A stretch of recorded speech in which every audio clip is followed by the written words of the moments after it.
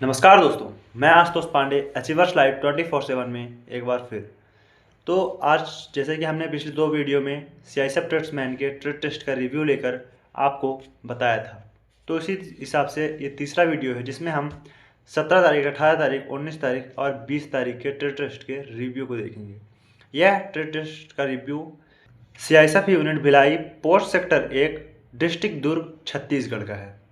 आने वाले समय में जिसका भी ट्रेड टेस्ट भिलाई दुर्ग छत्तीसगढ़ में है तो वो उनके लिए ये वीडियो बहुत हेल्पफुल होने वाली है। पिछले वीडियो में मैंने 12 तारीख, 13 तारीख, 14 तारीख, 15 तारीख, 16 तारीख का रिव्यू दे चुका हूँ पिछले 2 वीडियो में।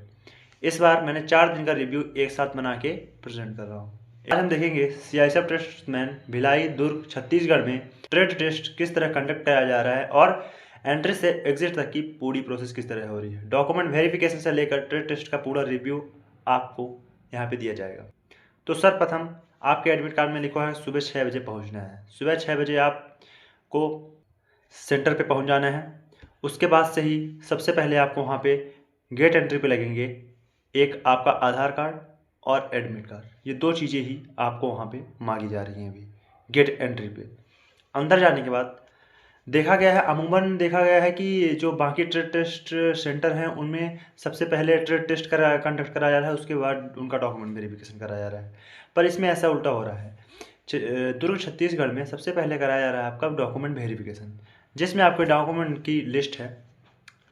10th की मार्कशीट ओरिजिनल, 12th की मार्कशीट ओरिजिनल, डोमिसाइल जो आपका मूल निवास प्रमाण पत्र है, caste certificate, SC, ST, OBC, EWS के लिए कास्ट सर्टिफिकेट, एडमिट कार्ड तो आपके पास रहेगा, आधार कार्ड, यदि आधार कार्ड नहीं है तो आप पैन कार्ड ले जा सकते हैं, ड्राइविंग लाइसेंस ले जाते हैं, 6 कलर फोटोज़, इन सब की 2-2 प्रति फोटो कॉपी वहाँ लग रही हैं। मेरे हिसाब से चलें तो आप 3 फोटो कॉपी करा लें, 2 वहाँ पे जमा हो जाए, 1 आपको एक्स्ट्रा और करा लेनी चाहिए।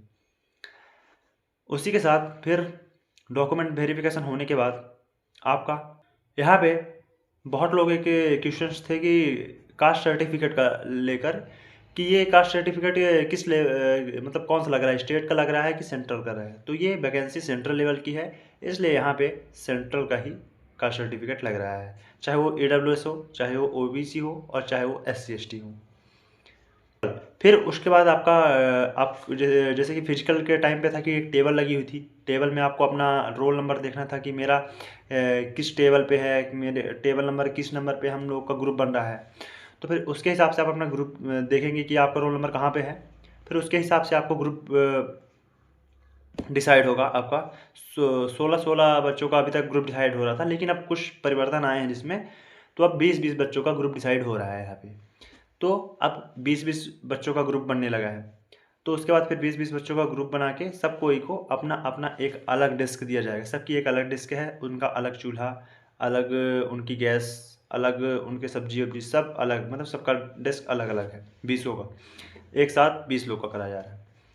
उसके बाद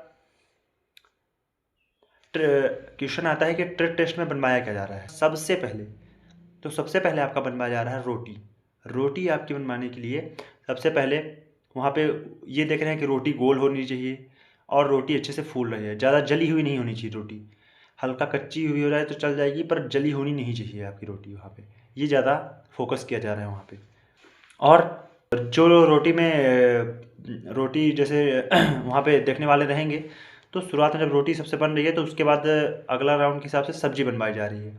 सब्ज़ी आपसे बनवाई जा रही है मिक्स वेज। मिक्स वेज में आपकी आल आलू गोभी, टमाटर, इन सब की मिक्स वेज सब्ज़ी बनवाई जा रही है।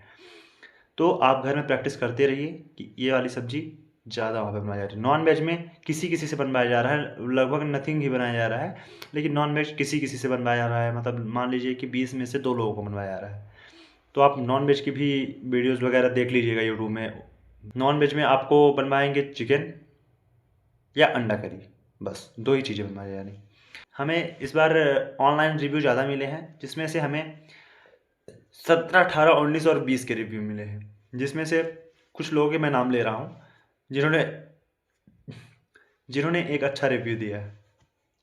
तो उसमें आता है कविता कविता कावी, दुलेश सिंह चौहान, सज्जन, रविपाल राजपूत।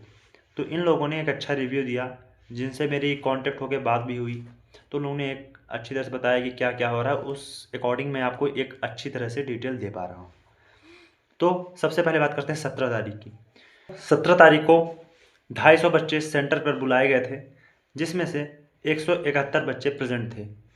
उसमें से 127 बच्चों ने trade test document verification qualify किया, 127 लोगों ने, और 44 लोग फेल हुए थे। ये रिव्यू दिया है हमें दुलेश सिंह चौहान ने, 17 तारीख का रिव्यू, जिनका 17 तारीख को टेस्ट था। 18 तारीख को 250 बच्चे ही, मतलब पहले 200 बच्चे बुलाए जा रहे थे, लेकिन अब 250 बच्चे बुलाए जा रहे हैं। इस समय पे कुछ चेंजेस हुए हैं, तो 250 बच्चे बुलाए जा रहे हैं, जिसमें से 191 बच्चे वहाँ पे पहुँचे गए थे सेंटर पे इस बार, और उसमें से 121 बच्चे पास हुए हैं और 70 बच्चे फेल हुए हैं।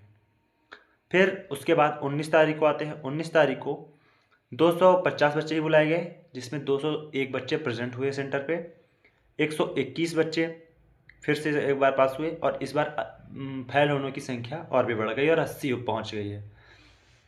इसी तरह आपका 20 तारीख को भी 250 बच्चे बुलाए गए, जिसमें 176 बच्चे ही प्रेजेंट हुए, 125 बच्चे पास कर गए और 51 बच्चे फेल हुए। तो देखा जाए तो अमूमन जैसा रेशियो पहले था वैसा ही है, कि फेल होने की वालों की संख्या लगभग 50-60 का एवरेज ले रही है, कि 50-60 बच्चे फेल हो रहे हैं। तो हर एक ग्रुप में जो 20 लोगों का ग्रुप बनना है, उसमें से लगभग की 15 से 16 बच्चे पास कर जा रहे हैं, 20 बच्चों को बुलाया जा रहा है। तो इसका एक रिव्यू था। और यदि आपको टेस्ट से जुड़ी हुई कोई भी क्वेश्चंस हैं तो आप कमेंट बॉक्स पे कमेंट कर सकते हैं। और वीडियो यदि आपको हेल्पफुल लगी हो आपके लिए, तो सपोर्ट करिए एंड लाइक करना ज़रूर ना भूलें। इससे हमें भी मोटिवेशन मिलता है कि हम आगे चल के आपके लिए और अच्छे से रिव्यू ला सकें। यदि कमेंट और लाइक सब्सक्राइब नहीं होते तो फिर एक बार आदमी डिमोटिवेट होता है कि ये लाएं हम कि ना लाएं। तो एक आप ही लोग के लिए है, तो फिर लाइक ज़रूर करें।